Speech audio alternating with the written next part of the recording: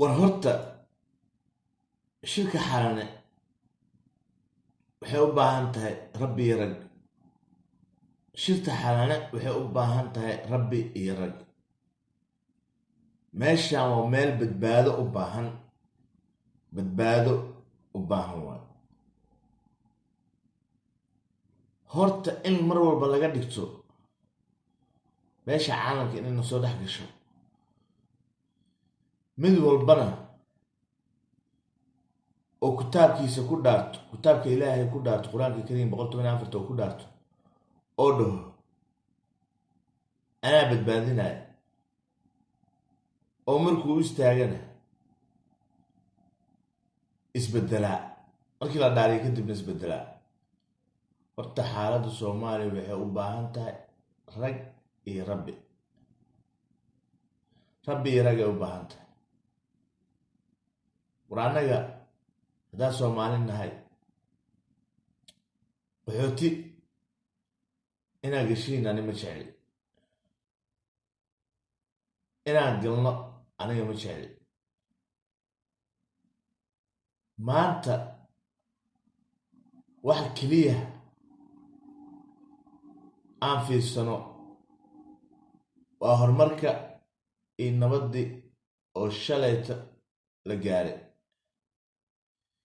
in maanta la burburiyaa mase dib loo dhigaa waa laga fiican yahay.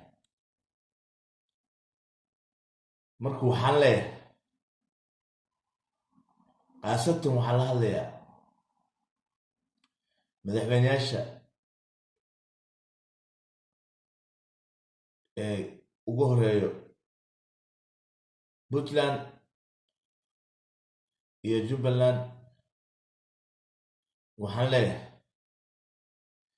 idinkaa badbaadin karo. raggii badbaadin lahaa waa idinka. waxaan ilaahay ka baryayaa oo maanta ilaahay aan ka baryayaa in aad badbaadisaan. rabbi iyo ragga loo baahan yahay waa idinka. ragga loo baahan yahay waa idinka. idinkaana badbaadin karo. hal wax ha qaadanina oo xumaato iyo dalka dib u dhaco, taas niguma raacay. laakiin wax walba aad ku badbaadin kartiin dalka, diinta iyo dadka waa inaad aragtaan, oona aayar aragtaan, oo wax walbana siday tahay ugu baaqdaan.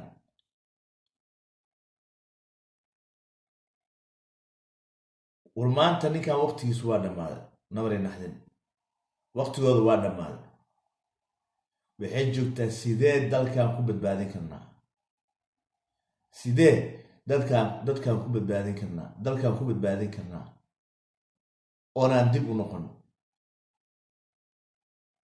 hal mid inaad raacdaan ugu fiican. haddeertaaneed wixii hore dhaha laga soo gudbo. doorasho in la aado, hore loo socdo, ku taxadira. intaasna waa iga talo. ilaahna waxaan u baryayaa dalkayga inuu dib u noqin. dadkayga qax uma rabo, dalkayga dagaal uma rabo.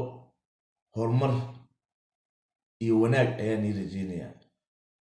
hadduu ilaahay idmana wax walbo way hagaagaysaa. wax walbo way hagaagaysaa. wax walbo way hagaagaysaa. marka dee Soomaaliya halka la ronaado.